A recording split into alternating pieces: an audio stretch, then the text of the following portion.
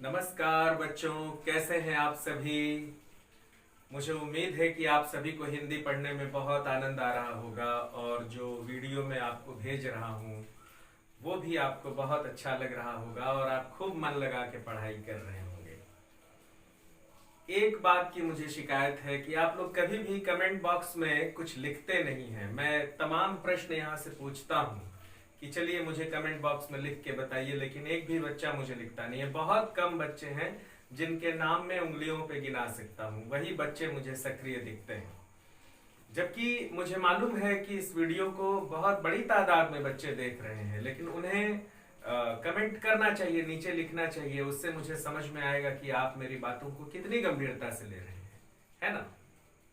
तो आप थोड़ा सा सक्रिय रहिए और जब मैं आपसे कुछ पूछा करूं तो नीचे आप जवाब जरूर दिया करिए। इससे मुझे भी अच्छा लगता है कि बातचीत करने का जो एक तरीका है कि मैं आपसे पूछूं तो आप कुछ जवाब दें, तो ये मुझे भी अच्छा लगता है। जब आप कुछ लिखते हैं तो मैं बहुत उत्साहित होकर के पढ़ता हूँ कि हाँ देखिए बच्चे लिख रहे हैं।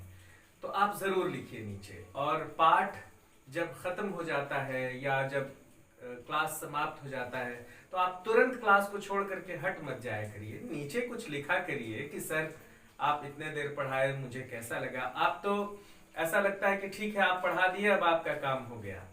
तो थोड़ा सा मुझे भाई आपसे तो मैं ये बात कह ही सकता हूँ कि मुझे थोड़ा दुख होता है कि आप कुछ भी नहीं कहते हैं, आप सीधे क्लास छोड़ के चले जाते हैं। चलिए कोई बात नहीं, मैं ये मानता हूँ कि शायद आप ऐसा नहीं सोचते होंगे, आपको लगता होगा कि हाँ यही तरीका है, लेकिन मैं आपसे कहना चाहूंगा कि ये तरीका नहीं है।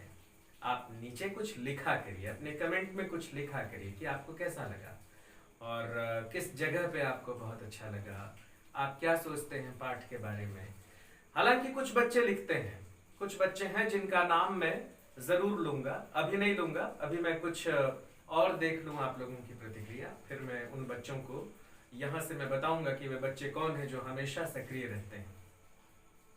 खैर, आज जो मैं एक नया पाठ शुरू करने जा रहा हूं बच्चों, आप लोगों को मैं बता दूं कि वो बहुत ही खूबसूरत पाठ है, बहुत ही अच्छा है।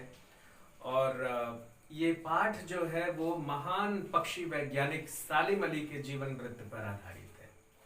सालिम अली के बारे में हो सकता है कि आप लोगों में से बहुत सारे बच्चे जानते हों, बहुत सारे बच्चे न जानते हों।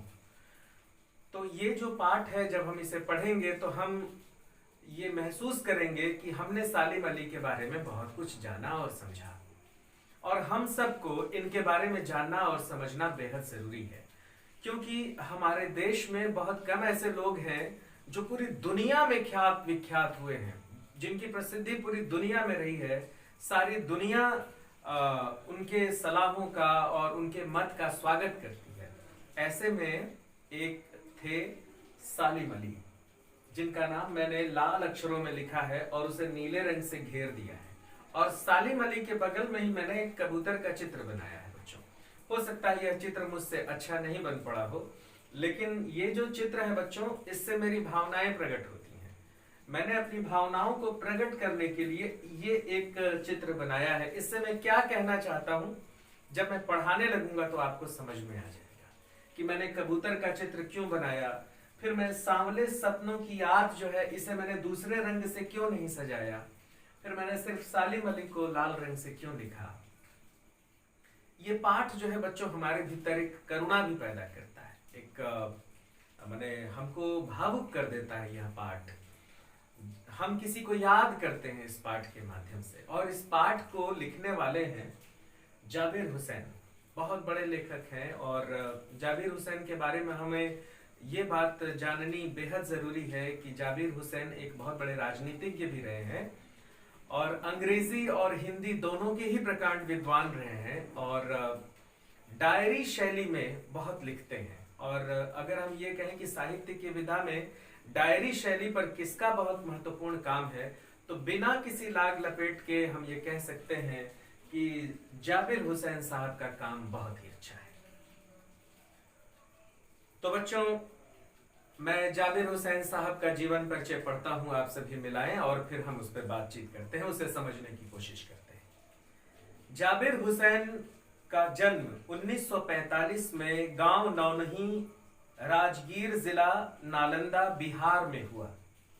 वे अंग्रेजी भाषा एवं साहित्य के प्राध्यापक रहे। वास्तव में जो उनका काम है वो अंग्रेजी भाषा में है। अंग्रेजी साहित्य के बहुत बड़े विद्वान रहे हैं और अंग्रेजी भाषा के ही प्राध्यापक भी रहे हैं, मतलब कॉलेज में पढ़ाने का काम कर रहे हैं।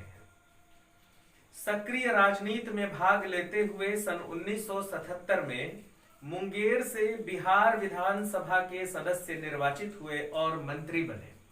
बिहार विधानसभा के सदस्य भी बने और बिहार राज्य के मंत्री भी चुने गए। सन 1995 से बिहार विधान परिषद के सभापति हैं और 1995 में ये बिहार विधान परिषद के सभापति रहे हैं और बहुत लंबे समय तक वे ये सभापति के पद पर सुशोभित रहे हैं। जाबिर हुसैन हिंदी, उर्दू तथा अंग्रेजी तीनों भाषाओं में समान अधिकार के साथ लेखन करते हैं। उनकी हिंदी रचनाओं में जो आगे है, डोला बीबी का मजार, अतीत का चेहरा, लोगां, एक नदी रेत भरी प्रमुख है। तो आपसे पूछा जा सकता है कि जाबिर हुसैन की किन्हीं दो रचनाओं के नाम लिखिए, तो आप इनमें से किसी दो रचना के नाम लिख देंगे। आपको ये याद होना चाहिए। अपने लंबे राजनीतिक सामाजिक जीवन के अनुभवों में उपस्थित आम आदमी के संघर्षों को उन्होंने अपने साहित्य में प्रकट किया है। इसे बहुत ध्यान से समझिए। जाबिर हुसैन के साहित्य में ऐसी कौन सी बात है जिसे हम बहुत पसंद करते हैं? जाबिर हुसैन ने अपने साहित्य में आम आदमी को स्थान दिया है, आम आदमी को जगह दिया। आम आदमी की क्या तकलीफें हैं, उसकी क्या परेशानियां हैं, उसके पास कौन सी अच्छाइयां हैं, कौन सी बुराइयां हैं, आम आदमी कैसा होता है, एक आम आदमी में रहने वाले का सामाजिक जीवन कैसा होता है, या आम आदमियों से बनने वाला समाज कैसा होता है, इन सब पर बहुत ही गहराई से जाबिर हुसैन लिखते हैं। संघर्षरत आम आदमी और विशिष्ट व्यक्तियों पर लिखी उनकी डायरियां चर्चित प्रशंसित हुई हैं। उनकी डायरियां चर्चित प्रशंसित हुई हैं। उन्होंने आम आदमी पर भी डायरियां लिखी, उन्होंने खास आदमी पर भी डायरियां लिखी। तो सवाल ये होता है कि डायरियां क्या होती हैं? देखिए बच्चों, डायरी लेखन जो है ना, वो एक अलग विधा ही है।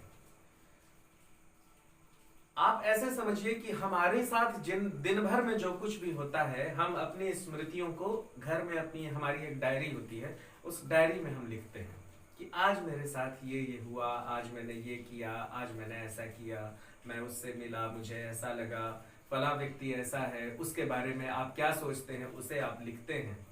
यही डायरी शैली है। तो डायरियां सिर्फ यहां तक सीमित नहीं रह गई हैं कि आप जो दिन भर करते हैं उसे रात में आकर के आप अपनी डायरी में लिख लीजिए।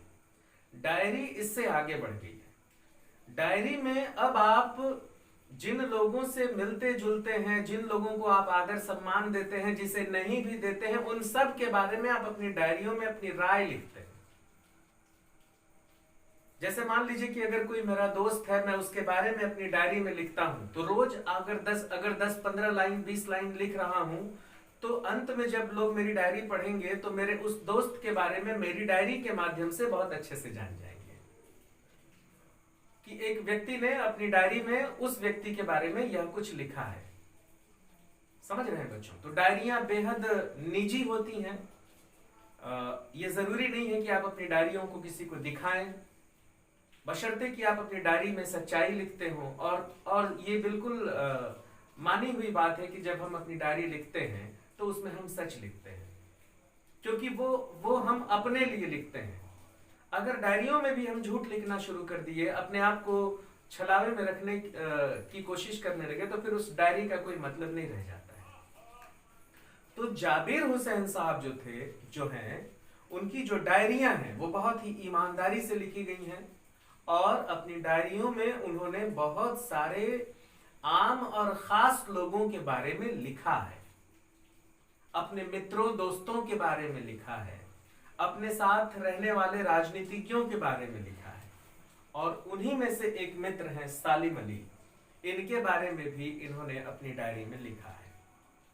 और उसी डायरी से सालिम अली के बारे में उन्होंने जो कुछ भी लिखा है उसका एक छोटा सा अंश सांवले सपनों की याद पाठ के नाम के रूप में आपको पढ़ने के लिए दिया गया है।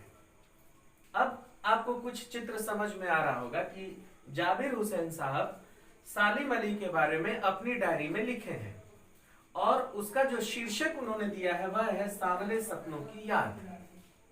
ठीक है, तो यहां पर सवाल ये उठता है कि पाठ का नाम सांवले सपने क्यों दिया गया है ना? सांवले सपने क्यों दिया गया है? रंगीन सपने क्यों नहीं दे दिया गया?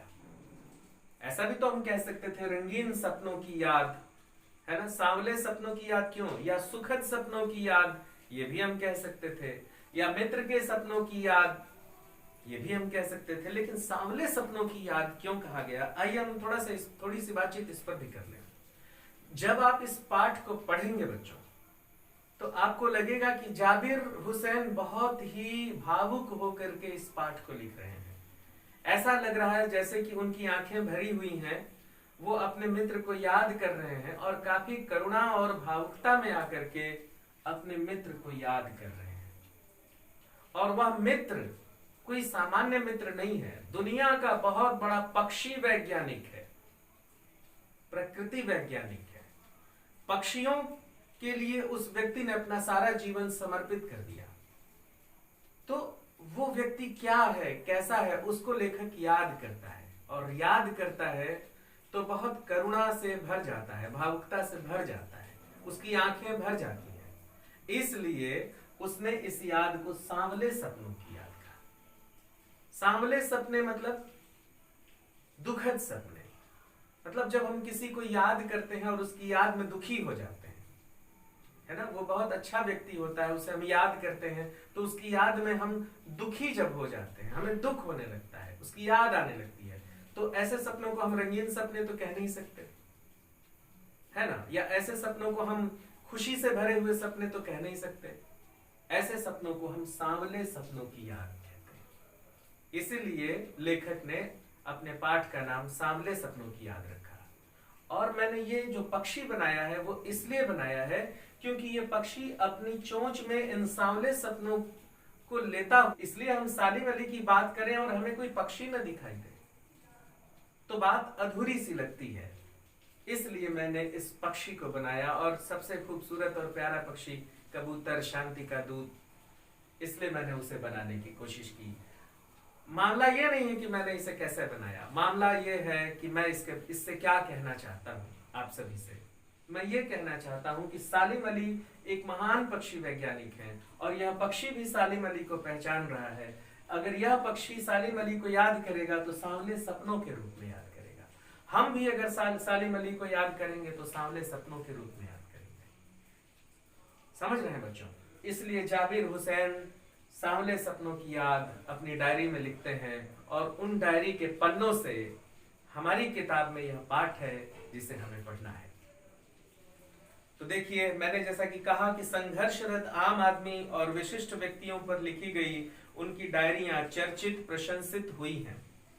जाबिर हुसैन ने डायरी विधा में एक अभिनव प्रयोग किया है जो अपनी प्रस्तुति, शैली और शिल्प में नवीन है। डायरी शैली में जाबिर हुसैन ने एक बहुत अच्छा प्रयोग किया है। यह प्रयोग कुछ इस तरह से है कि उसका जो शिल्प है, मतलब लिखने की जो कला है ना, वो भी एक नए तरह का है, उसके जो भाव है वह भी नए तरह का है। डायरियों को एक खूबसूरत रंग दिया है जाबिर हुसैन ने। पहले लोग आमतौर पर डायरी लिखते थे कि दिन भर जो कुछ हुआ उसे डायरी में लिख दिया, लेकिन वहां से और आगे बढ़ाया जाबिर हुसैन ने और उसे साहित्य की एक महत्वपूर्ण विधा के रूप में स्थापित किया। इसलिए जब भी डायरी लेखन की बात आएगी तो जाबिर हुसैन उसके आदर्श के रूप में माने जाएंगे बच्चों। ठीक है, तो चलिए अब इस पाठ में क्या है, सांवले सपनों की याद। तो ये जो पाठ है इसमें सालिम अली के जो जाबिर हुसैन के जो मित्र हैं सालिम अली, उनकी मृत्यु हो गई है और अंतिम यात्रा निकल रही है, शव यात्रा निकल रही है। सारे लोग गमगीन हैं, रो रहे हैं। कोई चाहे कि अपने जिस्म की हरारत और अपनी आत्मा उन्हें देकर उन्हें फिर से जिंदा कर दूं, तो ये संभव नहीं है।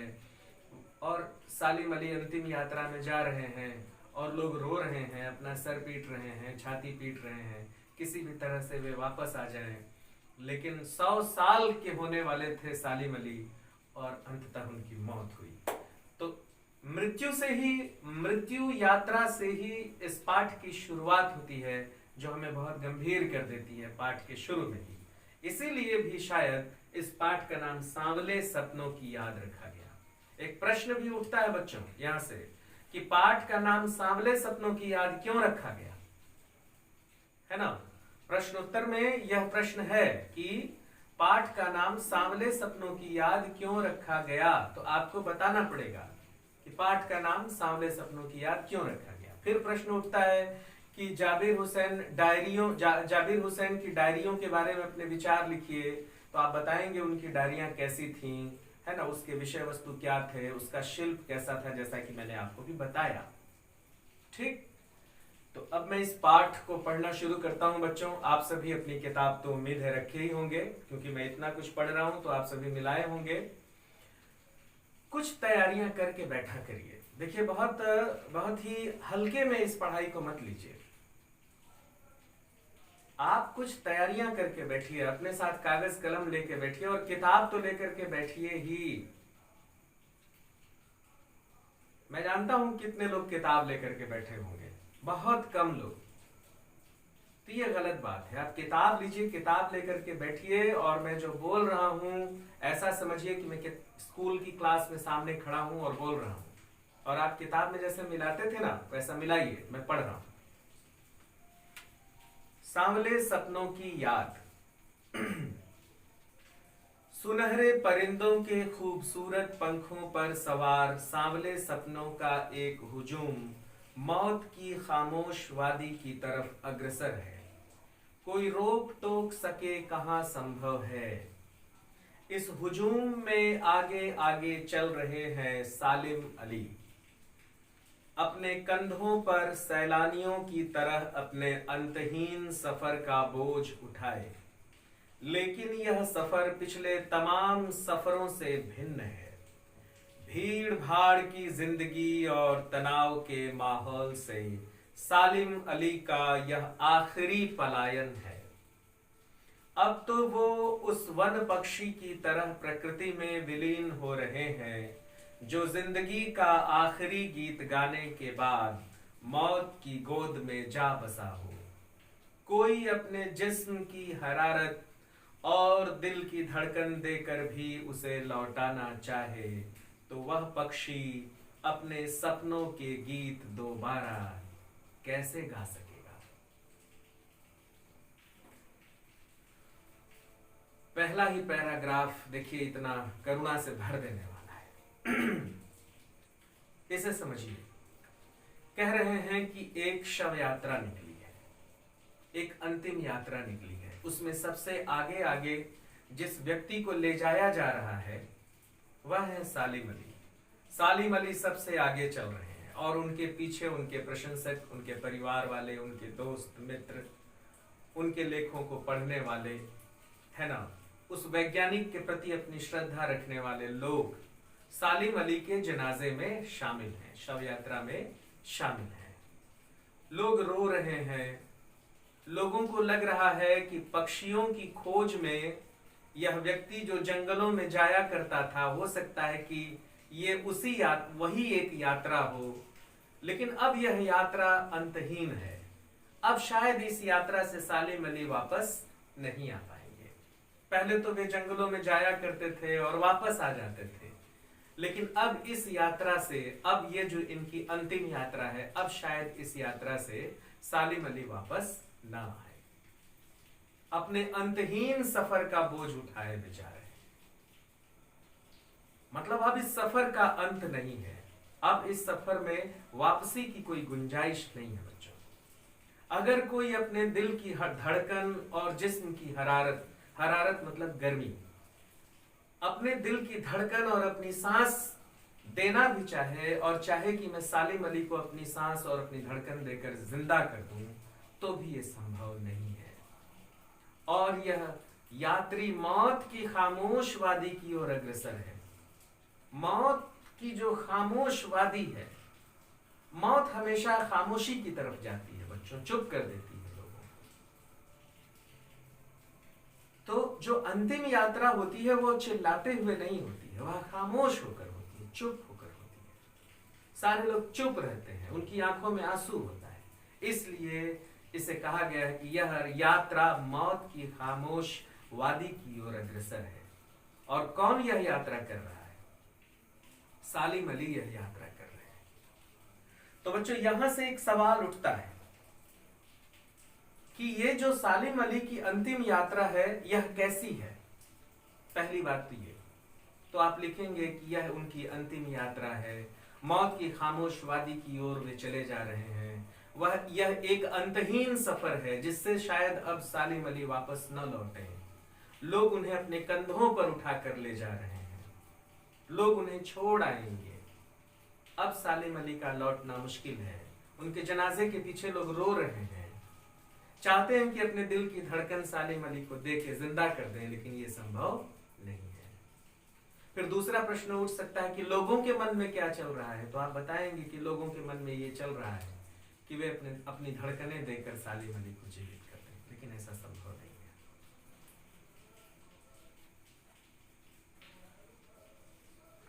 मुझे नहीं लगता, मैं आगे पढ़ रहा हूं, मुझे नहीं लगता कोई इस सोए हुए पक्षी को जगाना चाहेगा। ये जो पक्षी सालिम अली को पक्षी कह रहे हैं, क्योंकि अपनी सारी जिंदगी उन्होंने पक्षियों के साथ बिता दी, तो जाबिर उन्हें पक्षी कह रहे हैं कि मुझे नहीं लगता कि कोई इस सोए हुए पक्षी को जगाना चाहेगा। ये जो पक्षी अब सो गया है, इसे कोई तंग नहीं करना चाहेगा, कोई इसे जगाना नहीं चाहेगा। वर्षों पूर्व खुद सालिम अली ने कहा था कि लोग पक्षियों को आदमी की नजर से देखना चाहते हैं। यह उनकी भूल है, ठीक उसी तरह जैसे जंगलों और पहाड़ों, झरनों और आबशारों को वो प्रकृति की नजर से नहीं, आदमी की नजर से देखने को उत्सुक रहते हैं। कितनी अच्छी बात कही सालिम अली ने कि हम पक्षियों को अपनी दृष्टि से देख करके और उनका आकलन करते हैं। हम जैसा सोचते हैं उसके आधार पर पक्षियों और पशुओं का आकलन करते हैं। पशु पक्षी क्या सोच रहे हैं, कभी हम इसकी परवाह नहीं करते। भाई पशु पक्षी भी तो सोचते हैं, सोच करके कुछ काम करते हैं। अगर एक पक्षी उड़ रहा है, दाना चुग रहा है, एक चिड़िया उड़ रही है, दाना चुग कर अपने बच्चों को खिला रही है, तो कुछ सोच रही है ना। अब मान लीजिए यही बात हम इस तरह से देखें कि हम अपनी दृष्टि से पक्षियों को और पशुओं को देखते हैं, पक्षियों की दृष्टि से नहीं देखते। इसका एक उदाहरण आप इस तरह से समझिए कि मान लीजिए कि हमने गेहूं धो करके और छत पर डाल दिया है, ठीक है। हमारे लिए वह गेहूं हमारा है, हम चाहते हैं कि उसे कोई पक्षी न खाए, और अगर कोई पक्षी आता है तो हम उसे डंडे से मारते हैं, पत्थर से मारते हैं कि कोई पक्षी मत आए। लेकिन पक्षियों की दृष्टि से देखें तो वह गेहूं क्या है? पक्षियों की दृष्टि से देखें तो वह गेहूं उसके लिए ही है। वह उस गेहूं को, धोए हुए छत पर डाले हुए गेहूं को अपना ही समझता है। वह ये बिल्कुल नहीं समझता है कि मैं इसे खा लूंगा तो इनको नुकसान हो जाएगा, क्योंकि हानि लाभ नुकसान का हिसाब किताब पक्षियों की डिक्शनरी में होता ही नहीं है। समझ रहे हैं आप? तो पक्षी जब आता है उस गेहूं को खाने के लिए, और जब हम उसे उड़ाते हैं तो उसे बड़ी हैरानी होती है कि अरे ये गेहूं है, इसे मैं खाने आया हूं, मुझे क्यों उड़ा रहे हो? वो ये नहीं समझ पाता कि आपने इसे धो करके पिसाने के लिए रखा है और बाद में गरम गरम रोटी खाएंगे इसका ना। उसे लगता है ये गेहूं है, ये मेरे लिए है। तो सालिम अली, और हम फिर उसको मारते हैं और भगाते हैं, और पक्षी फिर भागता है वहां से और फिर आता है जब आप नहीं रहते हैं। तो इसका मतलब ये थोड़ी है कि पक्षी चोर है, आपके न रहने पे आ जाता है। वो ये आपको एक खतरे के रूप में देखता है कि ये जो व्यक्ति बैठा है, ये जो बैठा है जीव, ये भी नहीं जानता कि आप व्यक्ति हैं। आपको व्यक्ति और इंसान कहा जाता है, उसको नहीं पता है। जिस तरह हम उसे चिड़िए के रूप में देखते हैं, पक्षी के रूप में देखते हैं, उसी तरह वो हमको 2 टांग और 2 हाथ वाले अजीब से जीव के रूप में देखता है। उसको समझ में नहीं आता कि इतना बड़ा जीव है कौन, और वो हमें खतरे की तरह देखता है। उसे लगता है मैं जाऊंगा तो वहां खतरा है, फिर जैसे ही आप हटते हैं वो आ जाता है और फिर खा के चला जाता है। तो आप उसे चोर कह सकते हैं, लेकिन वो अपनी दृष्टि में चोर नहीं है, उसके लिए वो अपना काम कर रहा है। तो सालिम अली कहते थे कि हम हमेशा जीवों को अपनी दृष्टि से देखते हैं, अपने चश्मे से देखते हैं। हम ये नहीं सोचते कि उनकी दृष्टि क्या कहती है। नदी, पहाड़ों, आबशारों, झरनों को हम अपनी दृष्टि से देखते हैं, हमें उन्हें प्रकृति की दृष्टि से देखना चाहिए। तो जो वैज्ञानिक इतनी बड़ी बात कह रहा हो बच्चों कि वह अपने अस्तित्व को ही नकार रहा है, वो कितना स्नेह करता होगा पक्षियों से, प्रकृति से, पशुओं से, झरनों से, नदियों से, तालाबों से। आप कल्पना कर सकते हैं कि सालिम अली कैसे व्यक्ति थे। अब देखिए, कहते हैं कि भला कोई आदमी अपने कानों से पक्षियों की आवाज का मधुर संगीत सुनकर अपने भीतर रोमांच का सोता फूटता महसूस कर सकता है? भला कोई आदमी अपने कानों से पक्षियों की आवाज का मधुर संगीत सुनकर अपने भीतर रोमांच का सोता फूटता महसूस कर सकता है? शायद नहीं। हमारे लिए तो कौवा काव काव करेगा तो हम पत्थर उठा के मार देंगे, चिड़िया चूं चूं करेंगी तो लगेगा कि अरे ये कहां से आ गई, है ना। बस एक ही पक्षी की आवाज हमें अच्छी लगती है, वह है कोयल। लेकिन सालिम अली कहते हैं कि आपके भीतर पक्षियों के प्रति तब तक प्रेम नहीं उमड़ेगा जब तक कि आप ये महसूस न करें कि उसके बोलने में गाने का संगीत सुनाई दे रहा है। जिस दिन आपको ये लगने लगेगा कि यह पक्षी बोल नहीं रहा है, गा रहा है, उस दिन आप पक्षियों से प्रेम करना सीख जाएंगे। कौवा सबसे कर्कश होता है ना, लेकिन वह भी जब काव काव करे तो आपको लगे कि कितना अच्छा बोल रहा है, तब ये लगेगा कि हाँ, आप वाकई पक्षियों से प्रेम करते हैं। चिड़ियों की चहचहाहट में जब आपको संगीत सुनाई देने लगेगा, तब आपको लगेगा कि हाँ, मैं भी प्रकृति से प्रेम करता हूं, पक्षियों से प्रेम करता हूं। ठीक है बच्चों, चलिए मुझे बताइए कि आपको किस किस पक्षी की आवाज बहुत अच्छी लगती है। चलिए लिखिए। तो मैं भी खड़ा हूं चुपचाप, मैं भी देखता हूं। आप, मैंने आपसे कहा था ना कि आप लिखिए। जितने लोग इस वीडियो को देख रहे हैं वो सारे लोग लिखेंगे, सबको मैं चेक करूंगा कि आप लिखे हैं कि नहीं। किस किस पक्षी की आवाज आपको सबसे अच्छी लगती है। किन्हीं 3 पक्षियों के नाम लिखिए जिसकी आवाज, अगर आपको उसका नाम अंग्रेजी में नहीं मालूम है तो कौवा को अंग्रेजी के लेटर में आप कौवा लिख सकते हैं। अगर क्रो बोलना नहीं आता, चिड़िया को आप चिड़िया लिख सकते हैं। और जो आपको लिखना हो, कम से कम 3 पक्षियों के नाम बताइए जिनके स्वर आपको बहुत अच्छे लगते हो। चलिए, खाली अगर अटेंडेंस मुझे दिखेगा ना और उसमें आप कुछ लिखे नहीं होंगे तो फिर मैं अगली बार से आपको जोड़ूंगा नहीं अपनी क्लास में। हाँ, लिख लिए? चलिए लिखिएगा, क्लास छोड़ने से पहले लिख जरूर दीजिएगा, मैं सबका चेक करूंगा।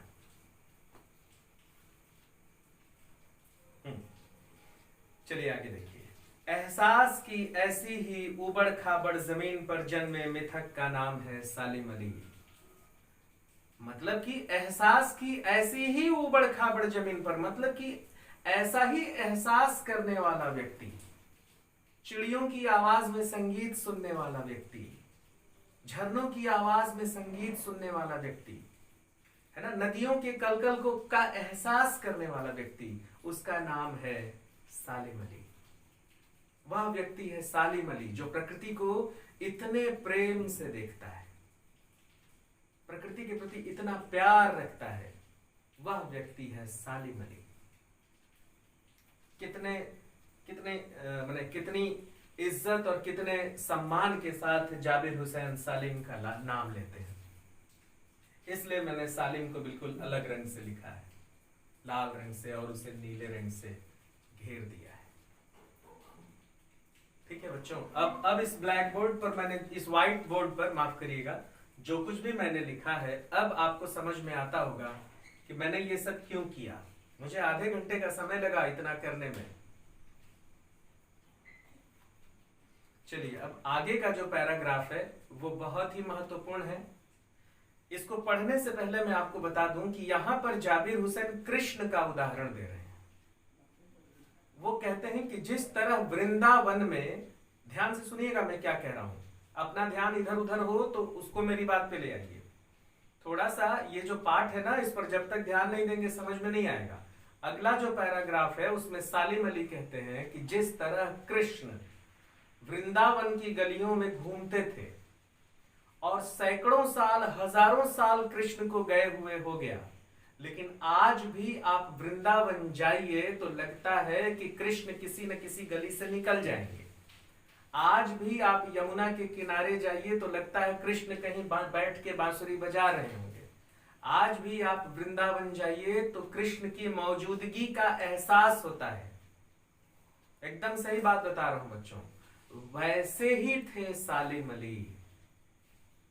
जंगलों, चिड़ियों, प्रकृति की बात जब चलती है तो लगता है कि जंगलों, चिड़ियों और प्रकृति की बात नहीं, सालिम अली की बात चल रही है।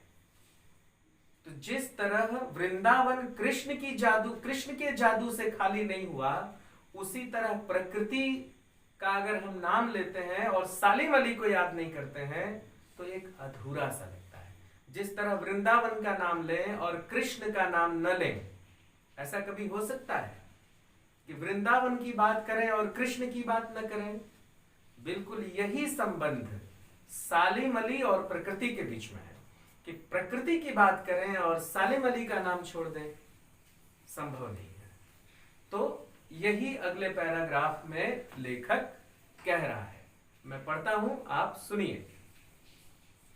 पता नहीं इतिहास में कब कृष्ण ने वृंदावन में रास लीला रची थी और शौख गोपियों को अपनी शरारतों का निशाना बनाया था।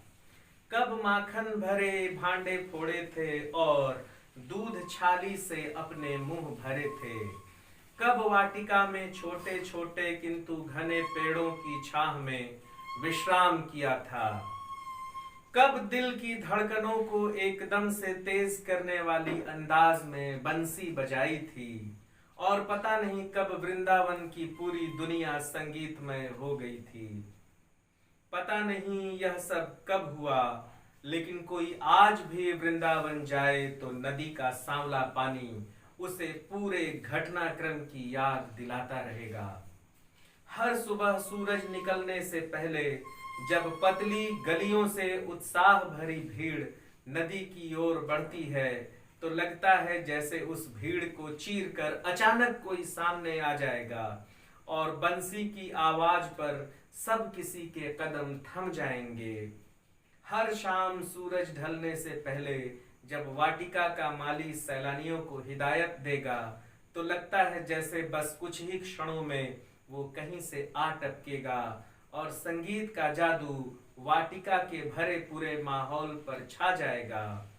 वृंदावन कभी कृष्ण की बांसुरी के जादू से खाली हुआ है क्या? ये जो आप इतना बड़ा पैराग्राफ पढ़े, इसमें लेखक क्या कहना चाहते हैं? ये इस इतने बड़े पैराग्राफ में लेखक ये कहना चाहते हैं कि ये जो वृंदावन है, जब आप वहां जाइएगा तो आपको ये एहसास होगा कि कृष्ण यहां रहते थे। अचानक आपको लगेगा कि इसी गली से कृष्ण आ जाएंगे। अचानक आपको लगेगा कि यमुना का पानी नीला दिखाई दे रहा है। अचानक आपको लगेगा अरे कालिया दह यही है क्या जहां कृष्ण ने कालिया को मारा था। अरे यह कदम्ब का वृक्ष यही है क्या जिस पर कृष्ण बैठकर बांसुरी बजाते थे। ओहो, कृष्ण तो अभी भी मुझे यहाँ दिखाई दे रहे हैं। अचानक शाम को जब माली कहेगा कि चलिए अब सब लोग यहाँ से निकलिए बाहर, तो आपको लगेगा कि अरे अरे कृष्ण अभी कहीं से आ जाएंगे, रुक जाता हूं। तो वृंदावन कभी भी कृष्ण की बांसुरी और कृष्ण के संगीत से कभी खाली हुआ है क्या? आप बताइए, क्या वृंदावन को कृष्ण के एहसास से अलग करके देखा जा सकता है क्या? बताइए आप लोग मुझे। चाहे तो इसे भी लिख के बता सकते हैं। तो जिस तरह से वृंदावन कृष्ण के जादू से खाली नहीं है, कृष्ण के एहसास से पृथक नहीं है, उसी तरह सालिम अली का नाम भी प्रकृति से जुड़ा हुआ है। जिस तरह प्रकृति का बात करते ही, जिस तरह वृंदावन का बात करते ही कृष्ण याद आते हैं, उसी तरह प्रकृति का बात करते ही हमें सालिम अली याद आने लगते हैं। सालिम अली को प्रकृति से अलग करके नहीं देखा जा सकता। मिथकों की दुनिया में इस सवाल का जवाब तलाश करने से पहले एक नजर कमजोर काया वाले उस व्यक्ति पर डाली जाए जिसे हम सालिम अली के नाम से जानते हैं।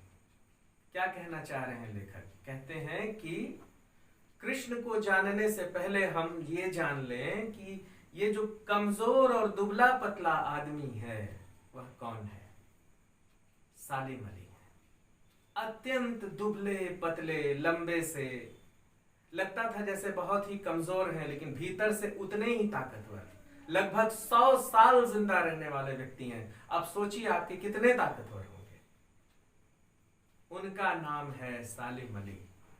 वही कह रहे हैं कि मिथकों की दुनिया में इस सवाल का जवाब तलाश करने से पहले एक नजर कमजोर काया वाले उस व्यक्ति पर डाली जाए जिसे हम सालिम अली के नाम से जानते हैं।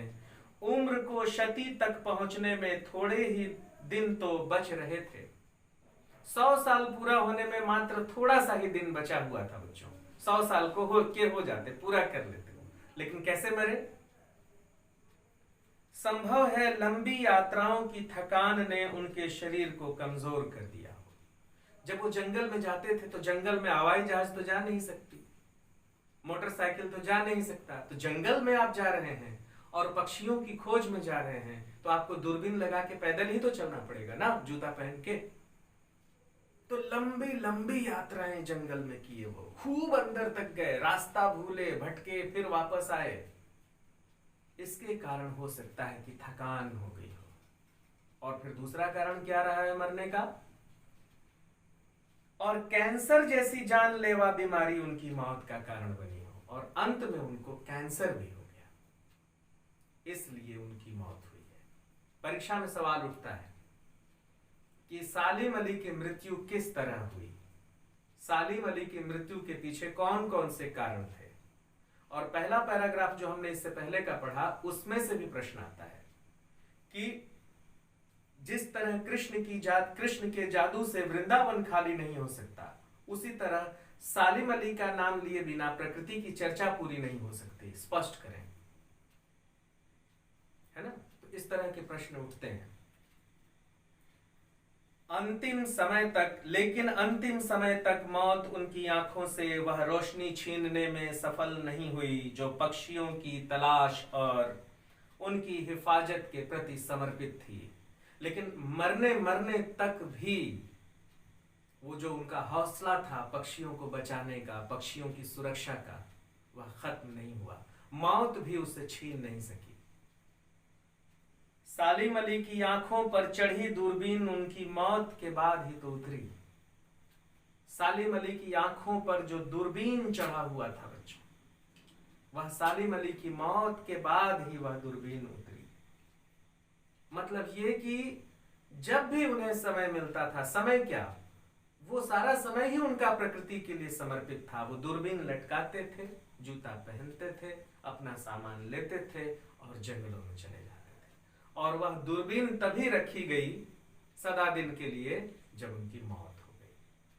तो बच्चों, आज की क्लास में हम ये जो पाठ है इसे यहीं छोड़ते हैं और कल जब जो कक्षा होगी उसमें हम इसे पूरा करेंगे और कोशिश करेंगे, अगर कल पूरा हो जाएगा तो कुछ प्रश्न उत्तर भी हम देखेंगे, और नहीं तो फिर इसके तीसरे भाग में हम इस पाठ से उपजे हुए प्रश्न उत्तरों पर बातचीत करेंगे।